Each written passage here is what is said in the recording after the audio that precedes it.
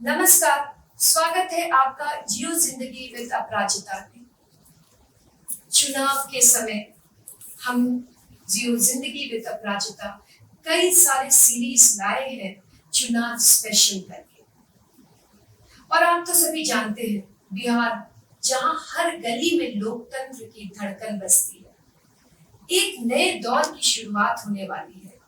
जनादेश में उम्मीदों की और नए बिहार की रूपरेखा खींचने की। जो जनादेश आएगा वो नए बदलाव की ओर हो, और ऐसे बदलाव की ओर जहां प्रदेश का देश की उन्नति में भागीदारी हो। तो जियो जिंदगी विद अपराजिता लेकर आया है चुनाव स्पेशल एपिसोड, जहां बातें होंगी बिहार के भविष्य की, युवाओं की, अवसर कितने हैं वहां यहाँ, और अवसर कैसे क्रिएट किया जाए, इन सारी बातों। तो हमारे साथ आज बीजेपी के अल्पसंख्यक मोर्चा से राजन क्लेमेंट शाह जी हैं।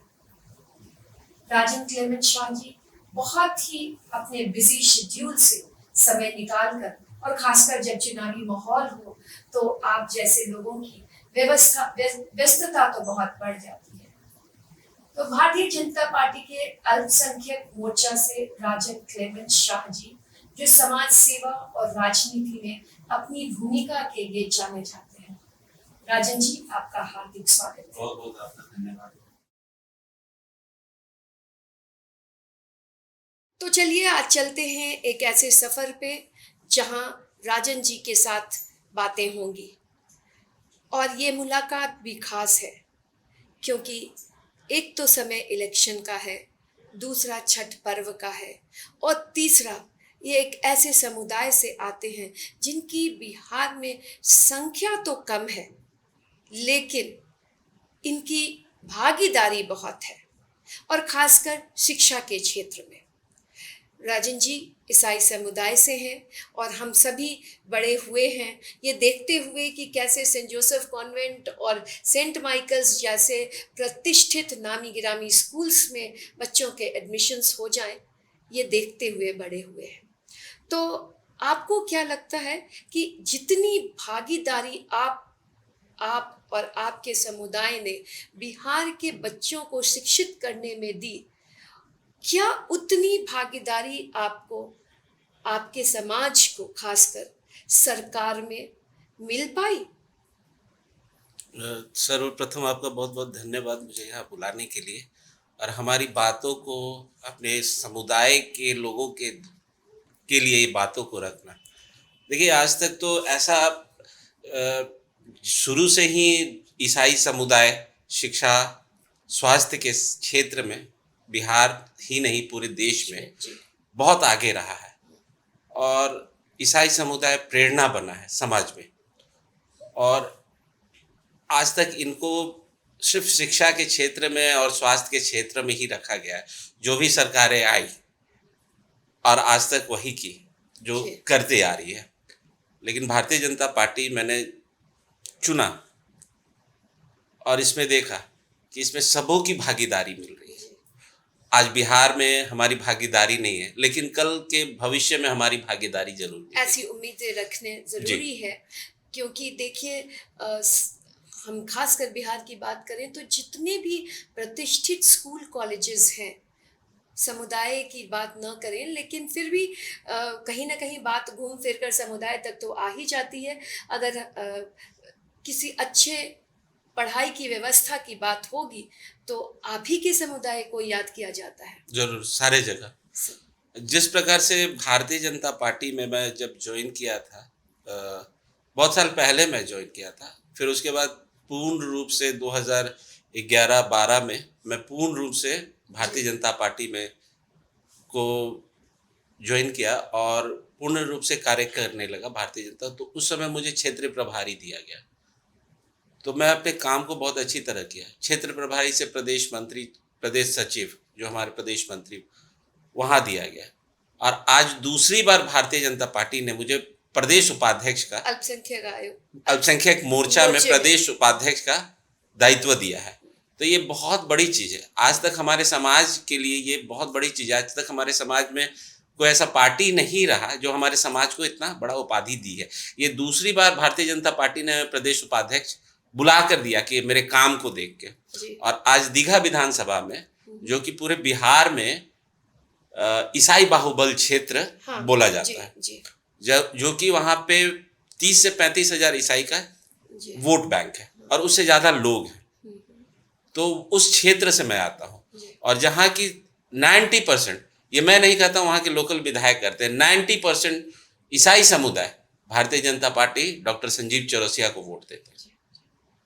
तो ईसाई समुदाय किसी पार्टी के लिए नहीं है, वो एक अच्छे काम के लिए देखता है। बातों के सिलसिले को आगे बढ़ाते हुए, वैसे तो मैं यही पूछने वाली थी, आप बीजेपी में कब ज्वाइन किए और कैसे ज्वाइन किए? क्या ऐसा सोच रहा जब आने की, इस पार्टी में आने की व्यवस्था बनी आपकी? हाँ, मैं बताता हूँ। हमारे पूर्वज जो हैं बेतिया पश्चिमी चंपारण से, जी, जो कि 1745 में वहाँ पे कन्वर्ट हुए थे ईसाई, जी, जी, और मैं उसी जगह से आता हूँ। और उस जगह से हैं हमारी बड़ी बहन, हमारी माता बोल दीजिए, हमारी बड़ी बहन माननीय रेणु दीदी, हमारी बड़ी बहन रेणु देवी, जो पूर्व डिप्टी सीएम थी। मैं 10th के बाद से उनके साथ रहने लगा, उस दिशा में उनके साथ थोड़ा बहुत मिलते जुलते, दीदी के साथ आते जाते, वो हमारी प्रेरणा बनी गई। जी, भारतीय जी, जनता पार्टी में वो हमसे बोली कि भारतीय जनता पार्टी आओ, तुम्हारे समाज से कोई नहीं है हमारे पार्टी में रिप्रेजेंटेटिव, तुम आओ काम करो। जी, ऐसा नहीं हुआ कि वो हमारा कभी पैरवी की, जी, लेकिन बोली कि आओ तुम ज्वाइन करो, देखो। आने के बाद मुझे लगा कि कभी ऐसा कुछ हुआ नहीं जो कि हमारे जो अल्पसंख्यक समाज को डराया जाता था भारतीय जनता पार्टी से। ये तो एक परिवार हो जाता है भारतीय जनता पार्टी। ये बहुत बड़ी बात आपने कही, क्योंकि ज़्यादातर अल्पसंख्यक समाज किसी पर्टिकुलर पार्टी से जुड़ना पसंद करता है। वैसे नाम लेना तो सही नहीं होगा, लेकिन कई बार ऐसी ऐसी व्यवस्था हो जाती है कि उसे टारगेट कर दिया जाता है कि ये पर्टिकुलर पार्टी तो इन समाज के लिए ही, इन लोगों के लिए ही बनी हुई है। जरूर। लेकिन खासकर बीजेपी में जब बात करें तो अल्पसंख्यकों की भागीदारी अभी पिछले कुछ वर्षों में बहुत बढ़ी है। लेकिन भागीदारी तो बढ़ी है, भागीदारी के अनुरूप क्या उन्हें व्यवस्था में जगह मिली है? ये चाहे प्रदेश में हो या देश में हो।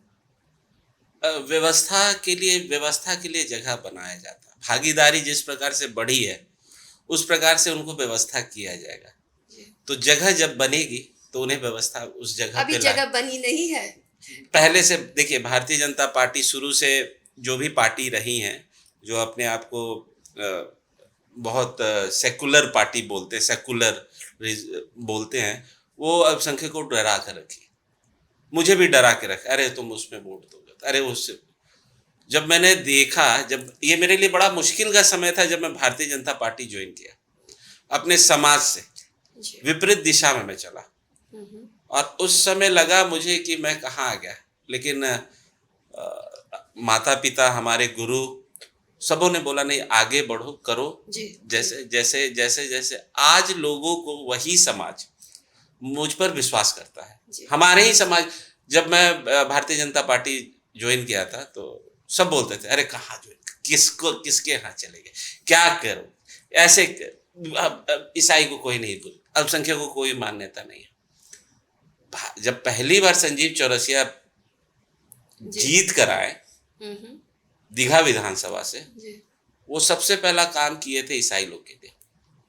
हमारा कब्रिस्तान जो है, वो दीवार बहुत छोटा था, तो मैंने बोला कि दीवार बहुत छोटा है, इसको बड़ा करना है, बनाना नहीं है, अपलिफ्ट करना।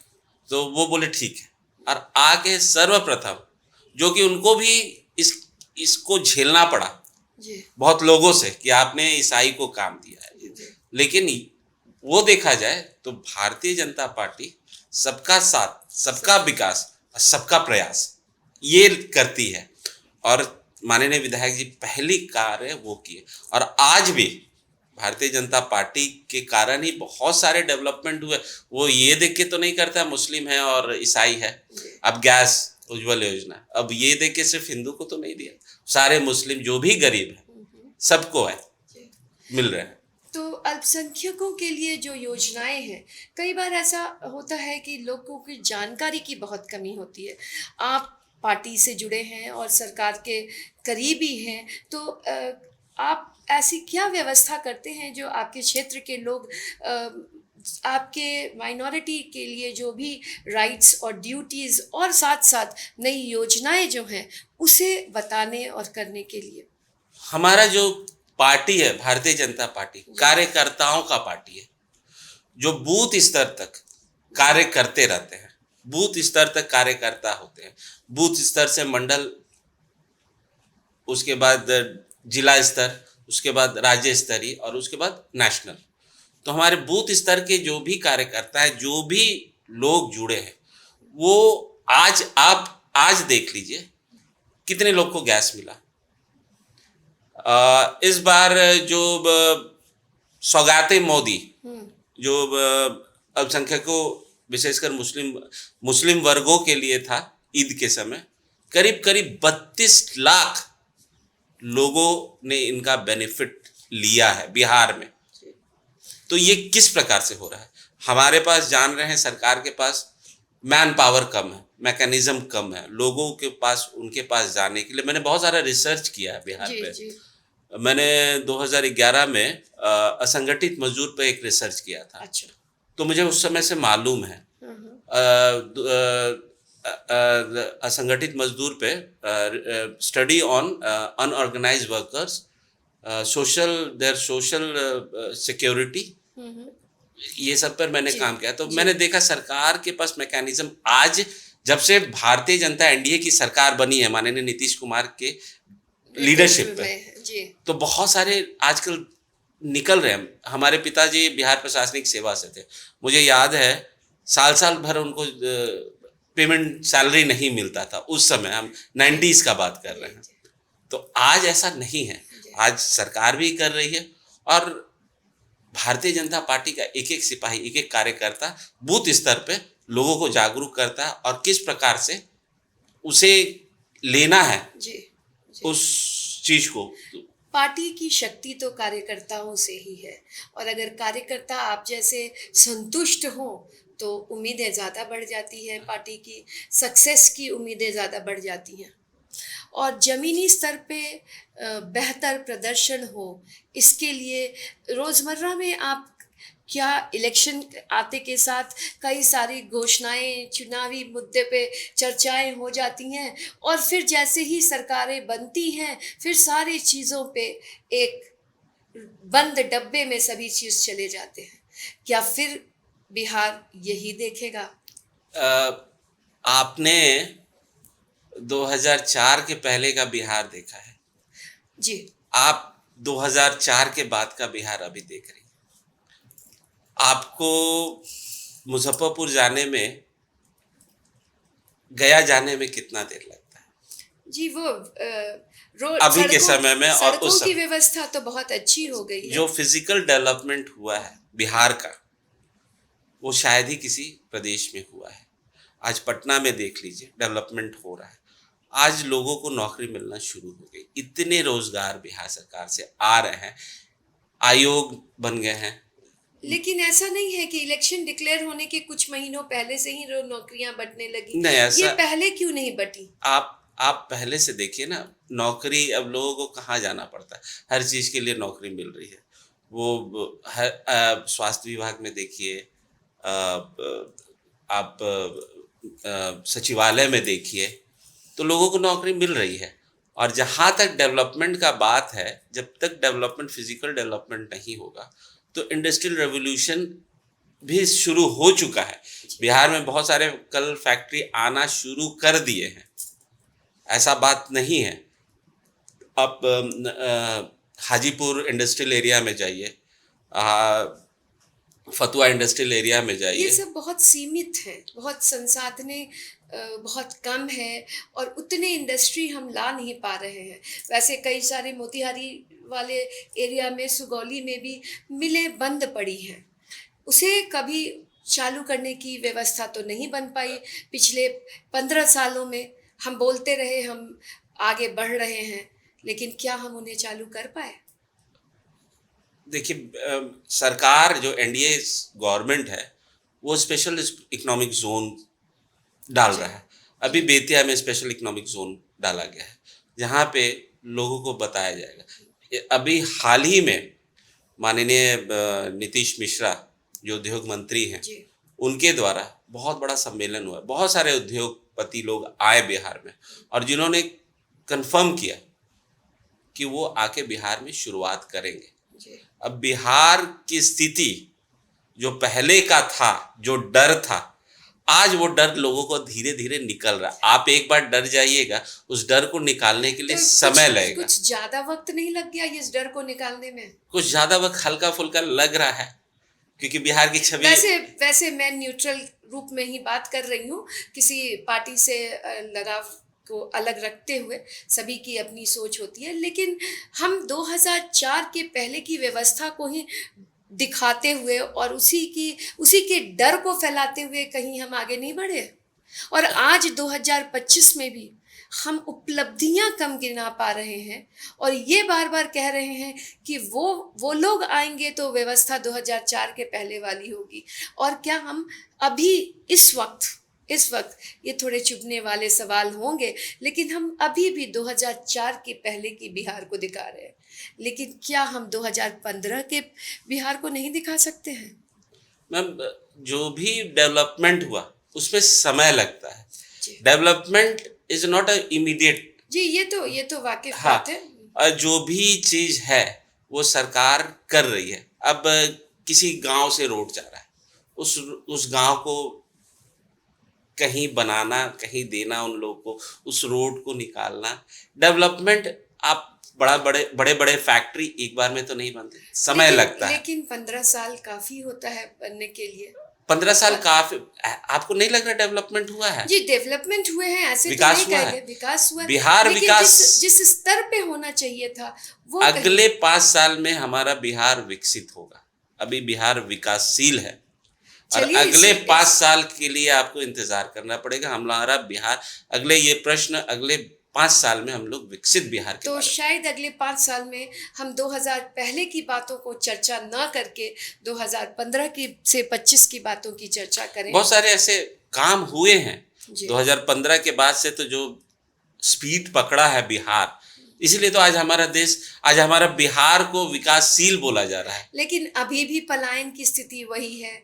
अभी भी शिक्षा और सुविधाओं की कमी तो अभी भी है और जहाँ तक मेडिकल सुविधा की बहुत ज़्यादा कमी है। गांव-गांव में आप चले जाइए, वहाँ मेडिकल सुविधाएं बहुत कम है। इसके लिए सरकार कर रही है, हर क्षेत्र में, हर जिला में मेडिकल हॉस्पिटल बन रहा है। अभी सिवान, पूर्णिया, भागलपुर ये सब में बन रहा है, और हर एक जगह जो पीएचसी है, उसको भी डेवलप किया जा रहा है। वहाँ पे भी नर्सेस, डॉक्टर अवेलेबल हो रहे हैं, जिससे लोगों को अब जाने की ज़रूरत। हमारे यहाँ कितना एम्स खुल गया है बिहार में। जी, एम्स खुल पहला एम्स पटना में खुल गया है, दरभंगा में बाकी खुल रहा। सभी तो प्रोसेस में ही है। प्रोसेस है, तो गवर्नमेंट का काम होता है, प्रोसेस थोड़ा धीरे होता है हर जगह से। कभी लाल फीता शाही कुछ ज़्यादा ही लंबा न खिंच नहीं जाए। नहीं, हम लोग अपनी ज़िंदगी में ही देख पाएँ सभी सारे चीज को बदलते बिहार को। सारे लोग विकसित बिहार को देखेंगे। अभी जो भी हैं, हम लोगों ने क्या बिहार था, और विकासशील बिहार को देख रहे हैं, और विकसित बिहार को भी देख रहे हैं। हम अपनी उम्र में तो वो सारी बातों को देख चुके हैं, 2004 के पहले की भी व्यवस्था और अभी की भी व्यवस्था। लेकिन ऐसे पढ़े लिखे समाज से आते हुए ये कहते हुए थोड़ा सा तकलीफ ज़रूर होता है कि जिस तरह की उम्मीदें हमारे बिहारवासी कर रहे थे या करते हैं, वो हम शायद खरे नहीं उतरे अब तक। डेवलपमेंट के लिए हर कोई लगा हुआ है, विकास के लिए हर कोई लगा हुआ है। यहाँ के नागरिक, कौन चाहता है जो हमारा जो मैन पावर है, पहले हरियाणा, पंजाब, अब साउथ की ओर जाके वो मैन पावर लग रहा है। वही मैन पावर को अगर हम अपने बिहार में लगाएंगे, वही शक्ति को हम लोग बिहार में लगाएंगे, तो बिहार बहुत ज़्यादा डेवलप करेगा। पलायन ऐसा नहीं है पलायन बंद हो गया, पलायन कम हुआ है। पलायन पहले क्या था, पलायन में आप जाइएगा गाँव, जाइए, पहले आप जाते थे तो गांव में सिर्फ बच्चे और बूढ़े नजर आते थे, और महिलाएं नजर आती थी। लेकिन आज के डेट में पलायन बहुत कम हुआ है। लोग को रोजी रोटी बहुत कम तो नहीं कहेंगे क्योंकि आज भी गाड़ियां भर भर के लोग जा ही रहे हैं। जो पहले चला गया है वो अब वहां सेटल कर गया अब है। देखिए वो छठ। वो अब फिर आएगा। जो यहाँ पे अभी नए युवा हैं वो कम हुए हैं पलायन जाना। अब आप देख लीजिए, सबों को ई रिक्शा मिल जा रहा है गांव में। अब आपको किसी भी गांव में, पहले एक बार मुझे याद है, मैं मलिया बाग से चला था 5 बजे शाम में, और जगदीशपुर आते आते वो गाड़ी वाला बोला नहीं जाएंगे आगे। करीब 6 बज शाम बज रहा था, और अभी जाड़ा की शुरुआत थी, अंधेरा जल्दी हो गया। 6 बजे शाम के बाद मुझे कोई गाड़ी नहीं मिल रहा था जगदीशपुर से। तो हम लोगों ने रिक्वेस्ट किया, एक पुलिस जीप जा रही थी, रिक्वेस्ट किया कि किस प्रकार से रुकवा के। हमारे 2 मित्र थे, कुछ यूथ जी प्रोग्राम के लिए हम लोग गए जी हुए थे। जी। तो ये हम बता रहे हैं 2003 की बात, हम्म, 2003 या 2 की बात। और जगदीशपुर से आरा का कितना डिस्टेंस होगा? जी अभी तो आपको 45 मिनट आधा घंटा लगता है, और उस समय 1 डेढ़ घंटा लगता था। तो वहाँ से हम लोग को आने के लिए कोई 6 बजे के बाद कोई गाड़ी नहीं मिला, और गाड़ी जाता भी था तो सिर्फ ट्रक जाता था और रोकता नहीं था। तो पुलिस लोगों ने हम रुकवा के, हम लोग को बैठा के आरा तक हम लोग आए, आरा से फिर ट्रेन पकड़ के आए। तो ये जो है मैम, आप देखिएगा आज के डेट में आपको जगदीशपुर से आरा आने में 12-1 बजे भी आप आ सकती हैं। आप पटना में आप मेरिन ड्राइव चले जाइए, लड़कियां काम कर रही हैं।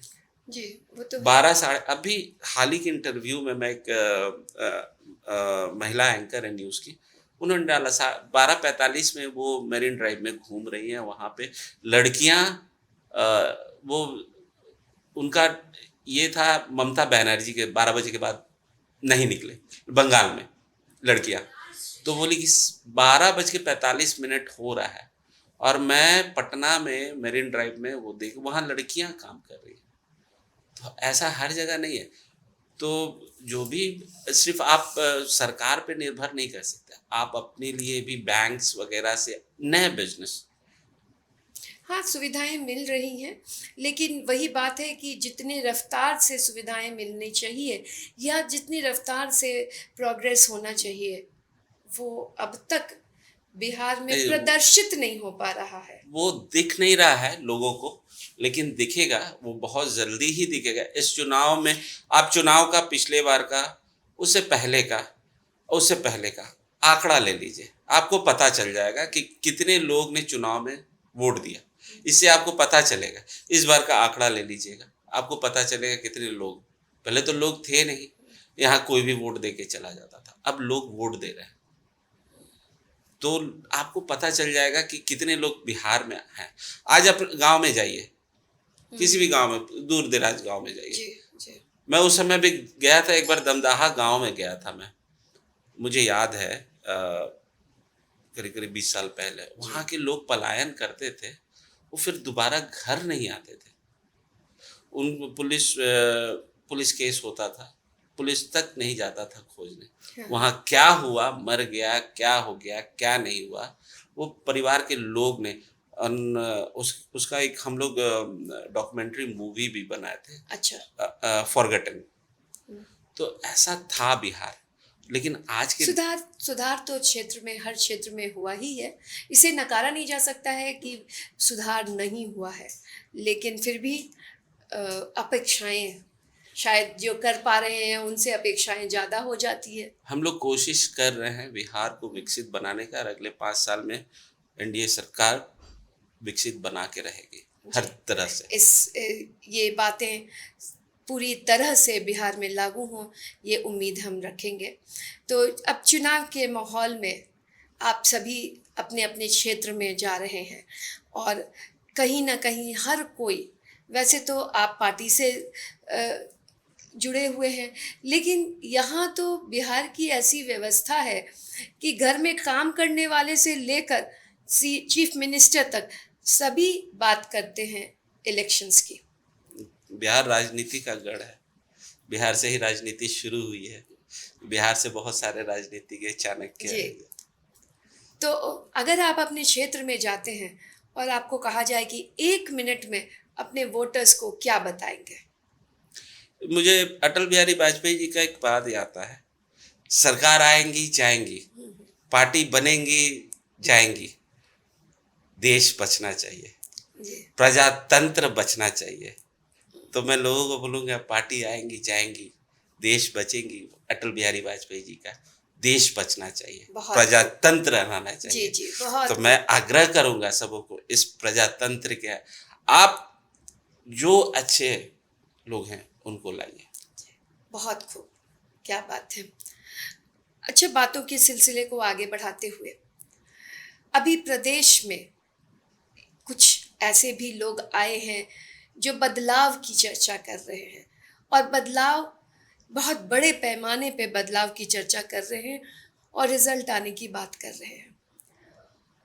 उन्होंने कई लोगों की नाम की चर्चा यहाँ ना हो, कई लोगों के बारे में बड़े-बड़े खुलासे किए और जब कल टिकट बँटने की व्यवस्था बनी, तो शायद कहीं देखकर कुछ लोगों को मैं नहीं कह रही, ये लोग कह रहे हैं कि उन्हें बड़ा दुःख हुआ कि जिन खुलासों की चर्चा हुई थी, वो नाम लिस्ट में थे।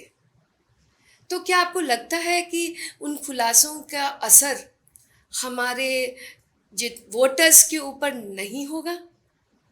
देखिए मैम, चुनाव बहुत सारे लोगों के लिए बिजनेस का फंडा होता है।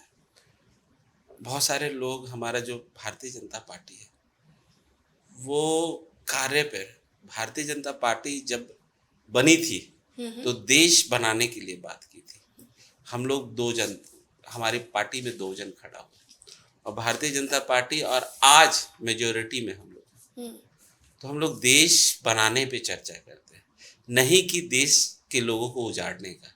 और भारत, जब एक आप सुनी होंगी बरसाती मेढक, तो ये एक बरसात आ गई है, आप सोच लीजिए। तो लेकिन ये उनकी बिजनेस एक लोग हैं और जिसकी आप चर्चा कर रही हैं, मैं बता रहा हूँ वो कहाँ से आए, वो क्या है, आप जान रही है, वो एक तो बिजनेसमैन है। वो सभी को तो जिताने वो का क्लेम भी किए और क्लेम क्या, कई सारी पार्टियां उनसे मदद लेकर अपनी-अपनी सरकारें प्रदेशों में बनाई हैं, मैम, जिसमें आपकी पार्टी भी शामिल है। Politics is not a economic,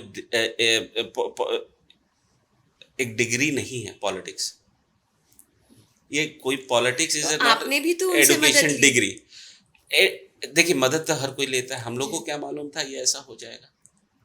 क्यों हम भी, आपके मैं भी, अनुसार खड़े नहीं उतरे? मैं एक कार्यकर्ता हूँ, मुझे कल पार्टी टिकट देगी, मैं खुद सब चीज करूंगा, मैं भी तो हायर करूंगा, मैं भी तो उस कार्यकर्ता को लाऊंगा, सब चीज करूंगा। सब कोई प्रोफेशनल्स को भी लाते हैं आजकल। सोशल मीडिया का जमाना है, जी। सोशल मीडिया का ज़माना, एक मैनेजमेंट के अनुसार आपको चलना पड़ेगा, एक डिसिप्लिन बनाना पड़ेगा। कार्यकर्ता हैं, वो अपना काम कर रहे क्षेत्र में, उनको जब समय मिलेगा जाएगा, लेकिन एक डिसिप्लिन आप में होना चाहिए, एक मैनेजमेंट आपके पास होना चाहिए जो कि हर कोई डिसिप्लिन को। तो आप उस आदमी का बात कर रही हैं जो कि मैनेजमेंट, एक बिजनेस में। ऐसे सभी लोगों की बातें अभी चर्चा में रहेंगी क्योंकि माहौल इलेक्शन का है, तो हर पार्टियों की बातें रहेंगी, हर लोगों की चर्चा होगी और वैसे लोग क्यों बोलें, क्योंकि वो तो कई प्रदेशों में इलेक्शंस जिता चुके हैं और कहीं न कहीं आपकी सरकारें बनने में भी उनकी भागीदारी रही। अब ये बोला जा सकता है, ये मैनेजमेंट उनका था। हम बताएं कि जो भी कार्य होता है सरकार के द्वारा और पार्टी के द्वारा, जो भी सरकार बनती, पार्टी के द्वारा जो भी सरकार बनती है, तो मैनेजमेंट एडुकेशन डिग्री नहीं है पॉलिटिक्स कि आप गए उसका काम कर दिए। वो तो आप मैनेजमेंट कर रहे हैं, उनका कीजिए, सब चीज कीजिए, जो जो काम किए हैं वो कीजिए। लेकिन जो पक्का काम किया जाता है, जो पेपर पे काम होता है, वो उस गवर्नमेंट के एम्प्लॉई बोलते हैं कि हमने ये, हमारे सरकार में ये काम हुआ। सरकारी तंत्र बोलता है, वो उसको लाया जाता है, उस चीज को लाया जाता है। चुनाव में एक रहता है कि हमने ये काम किया, उस चीज को सजाने के लिए उन लोग को रखा जाता है। उसके बाद चुनाव में अगर वो कह दिए कि चुनाव में हम जिताए हैं, तो ये नहीं होता है। चलिए, ऐसे क्लेम्स तो बहुत लोग बहुत कुछ करते हैं और किसी एक की चर्चा हम लोग बहुत क्या करें, अब बातों के सिलसिले को आगे बढ़ाते हैं और उम्मीद करते हैं कि जो कोई भी सरकार आए, प्रदेश को इतना आगे बनाए कि हर कोई एक बार पलट कर देखे और जो जीडीपी और जिस तरह की आंकड़ों की संख्या बताती है कि हम कितने निचले पायदान पे हैं, वो पायदान हम ऊपर चढ़ें।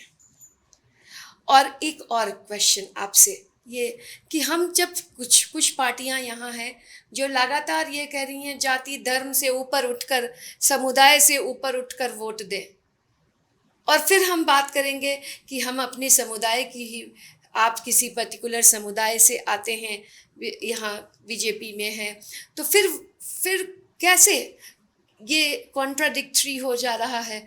क्या इस पे क्या बोलेंगे आप? देखिए, बहुत सारे पार्टियां हैं जो कि ये सब बात बोलती है, उससे बात होती है। जी। मैं भारतीय जनता पार्टी में सिर्फ बिहार में काम नहीं कर रहा हूँ। मुझे भारतीय जनता पार्टी और संघ के द्वारा बहुत सारे काम मिले बिहार से बाहर भी। मैं गोवा में 4 महीना रहा, मैं झारखंड में गया, मैं बरी में चुनाव में काम किया। तो मुझे बोला पार्टी में, मैं बोला बरी में, मैं ईसाई हूँ, ईसाई क्षेत्र झारखंड में मुझे भेजिए कि जहाँ पे मैं इन्फ्लुएंस करूँ। तो वो लोग बोले ये राष्ट्रवादी पार्टी है, आप ईसाई नहीं हैं, आप भारतीय हैं, और आपको जहाँ कार्य करने को दिया जा रहा है वहाँ जाइए। मैं मोकामा गया, मैं बहुत सारे जगह गया, और सिर्फ अपने समाज में हमको नहीं मिला जाए।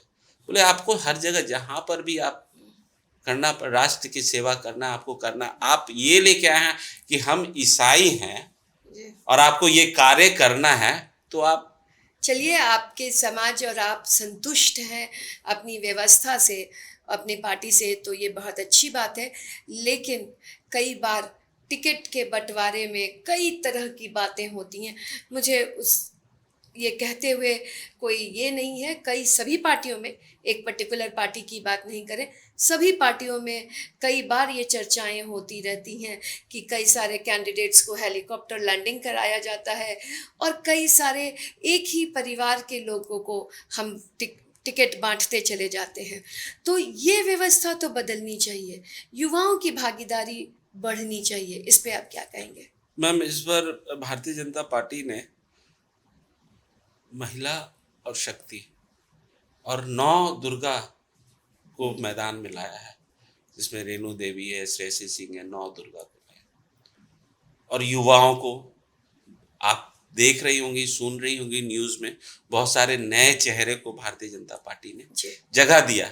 जो पुराने लोग थोड़ा नाखुश हैं, लेकिन वो कल ठीक हो जाएंगे, क्योंकि वो भारतीय जनता पार्टी का वो संस्कार नहीं है, कैडर बेस्ड पार्टी है जी। तो वो शक्ति को लेके और सभी को लेके किया जा रहा है। और भारतीय जनता पार्टी एक ऐसा पार्टी है जो सबों को चांस देती है, सबों को आगे बढ़ाती है। मैं बता रहा हूँ, मैं भारतीय जनता पार्टी का सिपाही हूँ, और आज मुझे जो दायित्व दिया गया है एज ए प्रदेश उपाध्यक्ष मुझे दिया गया है, कल होके मैं आगे बढ़ूंगा, कार्य करता रहूंगा, और नहीं तो कार्यकर्ता बन के रहूंगा। ऐसा नहीं है, भारतीय जनता पार्टी ने कुछ जात पात, मुसलमान, ईसाई, सिख, सबको साथ, इसीलिए उनका एक मोटो है, सबका साथ, सबका विकास और सबका प्रयास। चलिए, बहुत बहुत धन्यवाद आपका। और इतने चंद लम्हे हम आपके इलेक्शन के दौरान कुछ चुरा पाए, और वो हमारे दर्शकों को मुहैया होंगी अभी कुछ दिनों में। ये बहुत समय अच्छा बीता आपके साथ, और आज के इस एपिसोड में कई सारी चर्चाएं हुई, और सभी चर्चाओं पे आपने बड़ी सटीक आंसर्स दिए हैं। धन्यवाद। और उम्मीद है हमारे दर्शक आपकी बातों से संतुष्ट होंगे। वैसे मैं किसी पार्टी के बारे में नहीं कह रही हूँ, ये एपिसोड हर पार्टी के लोग हमारे चैनल पे आ रहे हैं, और हम चाहते हैं कि सभी पार्टी के लोग और सभी तरह के लोग अपनी अपनी बातों को रखें। निर्णय तो वोटर्स के हाथों में है, लेकिन सभी जानकारी को लेने के बाद हमारे वोटर्स सही निर्णय लें और सही दिशा में बिहार की प्रगति की ओर हम अग्रसर हों। तो आने वाले इलेक्शंस की ढेर सारी शुभकामनाएं और उम्मीद है हम सभी बिहार को आगे बढ़ाने में अपनी भागीदारी देंगे। जी, बहुत बहुत धन्यवाद। बहुत बहुत धन्यवाद। और जियो जिंदगी के इस एपिसोड में आज हम मिले एक ऐसी शख्सियत से जो किसी एक समुदाय के लिए नहीं, पूरे समाज के लिए अपनी ज़िंदगी बहुत न्यौछावर कर चुके हैं। कहने के लिए बहुत कुछ है, समय है और इस समय के साथ चलना हमारी मजबूरी ही है। ये युवा हैं और इनकी बहुत सारी शुभकामनाएं हमारे चैनल के तरफ से। ये अपने जो सपने को पूरा करें और उन सपनों में बिहार और देश आगे रहे, इसी उम्मीद के साथ जियो जिंदगी, खुश रहकर और खुशियां बांटकर, और जितनी हम बांटेंगे उतनी ही हमें वापस मिलेगी। धन्यवाद।